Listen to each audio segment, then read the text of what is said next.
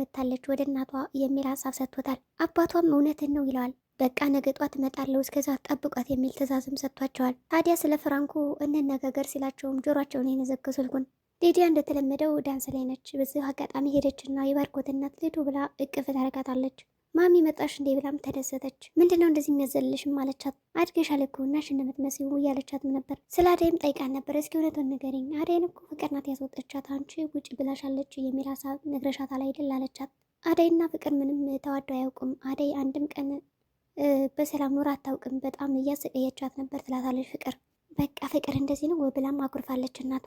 ይቺ ቤዛን ባስወጣሽልኝና ባረፍኩ አለች ልዱም። እናቷም ወደ ሳሎን መጣችና አንቺ ፍቅር አለቻት። የአደይ እናትም ተኝታ ነበርና ልጅን መልስልኝ እያለች እየቃዠች ነው። ስለ ልጇ በጣም እያሰበች ነው። ከትንሽ ደቂቃ በኋላ መጡ። ብርሃኔ የት ነች ልጅ ትላለች። ፍቅርና ባርኮትም ቆይ ግን ምን አድርጋሽ ነው ቤዛ የቤት ሰራተኛ እንድትሆን ያደረግሽው እያለ እየጠየቃን ነው። ፍቅር የእጇን ያገኘችው አለች። እንደዚህ እያወሩ እናቷ መጣችና ጠይቀቻት። እኔ ሂጅ ብያታለሁ እንዲ አለቻት። ምን ብለሽ ያስወጣሻትን ብላን ነበረ። ዴቭም አያትና ሰላም አላት። መተሻል እንዴ ስላን ነበር። ፍቅር ግን ራሷ ናት የወጣች ብላ ነበር ሽምጥጥ ያደረገችው። ዴቭ አደይን አጥቼ መኖር አልቻልኩም እያለ ነው። የባርኮት እናትም ወደ ገጠር ሄደው እንዲፈልጓት ትእዛዝ ሰጥታቸዋለች። ፍቅርም ጭራሽ ደግሞ ልፈልጓት ነው ብላም ተናዳ ነበር። ቤዛ ቡናዋን እያፈላች ነው። ቡናዋን እያፈላች እያለ አንዳንድ ትመላለሳለች ከሁላቸውም ጋር። እናቷም ሁኔታዋን ያዩና ቆይ አንቺ ግን ሰራተኛ ነሽ ወይስ ምንድን ነሽ? ከማንም ጋር እኮ ነው አፍላፍ የምትከፍችው የምትጋፈጩ እያለቻት ነው። ለማንኛውም ከዚህ ቤት የሚመጣውና የሚወጣውን ሰው አክብር ያለቻት፣ ስራሽን በአግባቡ ስሪ የሚል ትእዛዝም ሰጥታታለች። ባርኮትም ያው በድፍረት እኮ ስለምትናገርና ግልጽ ስለሆነች ነው ብሎ ይደግፋታል። አደይም በረጋ ቁጭ ላይ እያሰበች ነው። ስለ ዴቭ ያስታወሰችም ነበር። እናቷ መጡና በሰላም ነው ልጄ እያለቻት ነው። አባትሽ እኮ ኖርም አልኖርም አልጠቀመኝም፣ ስለዚህ አትጨነቂ እያለቻት ነው። ፈጣሪ የልብሽን መሻት ይሙላልሽ እያለች እየመረቀቻት ነው። ዴቭና ልዱ የት ልትሄድ ነው እያለችው ነው። አደይ መፈለግ አለብኝ ይላል። ብቻዬን ጥለኛ አትሄድ እያለችው ነው። እሷን አጥቼማ ከዚህ መቆም አልችልም መቋቋም አልችልም ይላል። ወዲያ ማን ሊወስድ ነው? ዳይመንድን እጠይቀዋለሁ፣ ወዶ ሳይሆን በግዱ ወደ ገጠር ይወስደኛል ይላል። ባርኮትም እባክህ አትሄድ ብቻህን እያለው ነው። እኔ እኮ ሄድ ነበር ግን ስራ አለኝ አለ። ለማንኛውም ራስ ግን ጠብቅ ብሎታል።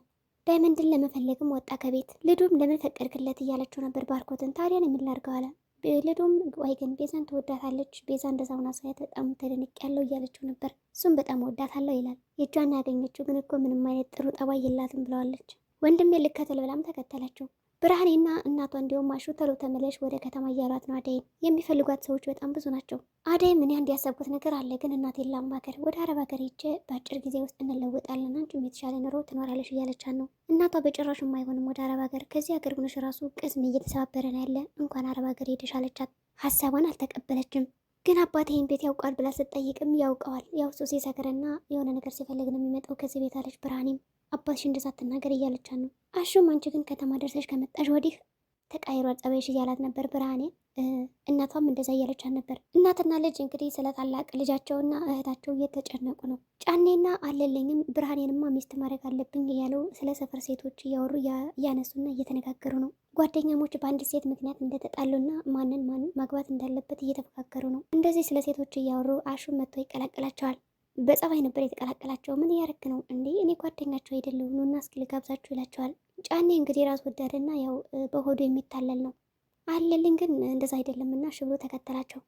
አንተ ቆይ ለምንድን ነው እንደዚህ ባንድ የምትሄደው እያለው ነበር አለልኝ። በቃ አንተ የወር ነገር አይቻልም አለው። አለልኝም ከደቂቃ በኋላ ተከተላቸው። ጫኔም እየጠጣ እያለ እኔ እኮ ማንም ሳይቀድሜ ልቅደም ብዬ ደውዬ ነገርኩት ለአባቷ ስለ አደይ መምጣት ይለዋል። አለልኝ ብዙም አልሰከረምና አያንተ ጥሩም ባይሆንክ ሰውዬ ወዲያውኑ ነው እንደምትናገረው ይለዋል። አሹም የሰከረ መስሎ እውነቱን እያጣራ ነው። አሹም ይሄን ነገር ከሰማ በኋላ ቀስ ብሎ ስልካቸውን ይሰርቃቸውና ወደ ውጭ ወጣ ይላል። የት ነው ሲሉት ከዚህ ነው የመጣው ይላቸዋል። አሹም ስልክ ደውላል አባቷ። ምን አደረግካት? አደይን ጠብቃት እየተንከባከብካት ነው፣ ነገ ጧት መኪና እመጣለሁ ይለዋል። አሹም ድምፁን ቀይር አድርጎ ምን አልከኝ አለው።